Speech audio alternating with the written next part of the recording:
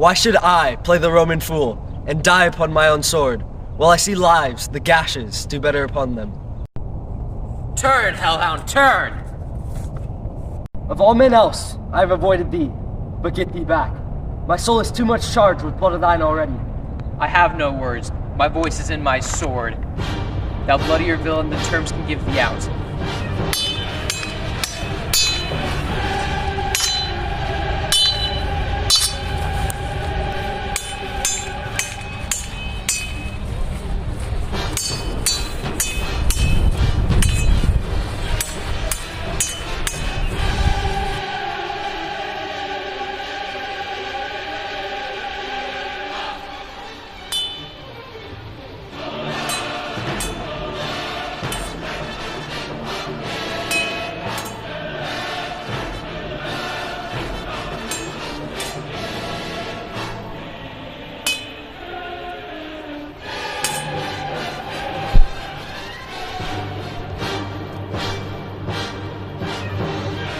Thou losest labor, as easy mayst thou thy entrenched air with thy keen sword impress as make me bleed.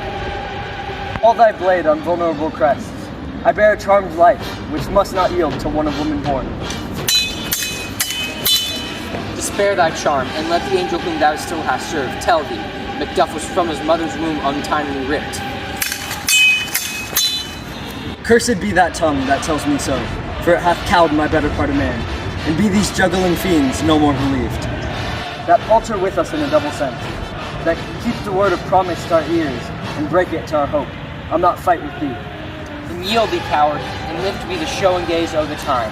We'll have thee as a rare monster art painted on a pole and underrated. Here may you see the tyrant. Will not yield, to kiss the ground before young Malcolm's feet, and to be baited with the rabble's curse. Though Burnham would become to Dunsinane, and thou oppose, being of no woman born, yet I'll try the last. O'er my body I throw my warlike shield, lay on Macduff, and damned be him that first cries, hold, enough.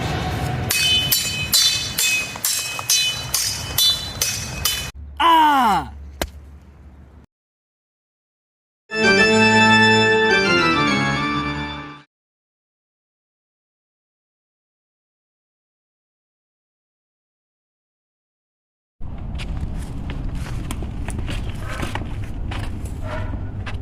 I would the friends we missed were safe arrived. Some must go off, and yet by these I see, so great a day as this is cheaply bought. Macduff is missing, and your noble son. Your son, my lord, has paid a soldier's debt. He only lived but till he was a man. Thee which no sooner had his prowess confirmed, and the unshrinking station where he fought, but like a man, he died. Then he is dead? I, brought off the field, your cause and sorrow must not be measured by his worth, for then it hath no end. Had he his hearse before? I, on the front. Then, God soldier be he. Had I as many sons as I have hairs, I would not wish them to a fairer death, and so his knell is knolled. He's worth more sorrow, and that I'll spend for him. He's worth no more. They say he parted well and paid his score, and so God be with him. Here comes newer comfort. Hail, King, for so thou art. Behold, the usurper's cursed head. The time is free. I see thee compassed with thy kingdom's pearl, that speak my salutations in their minds, in whose voices I desire aloud with mine.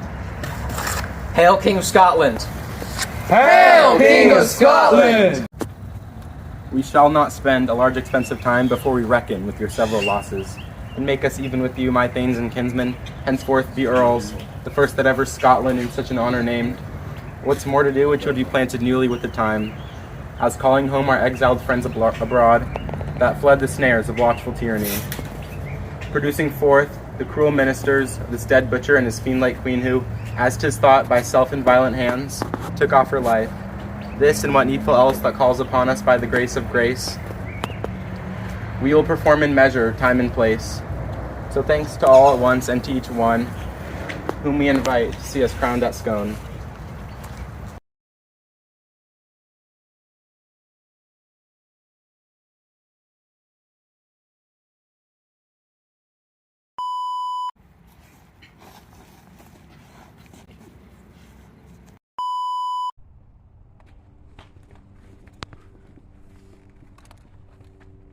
I would. The friends we missed were safe arrived.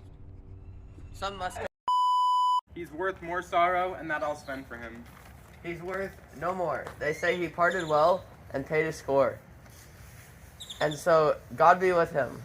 Here comes newer comfort.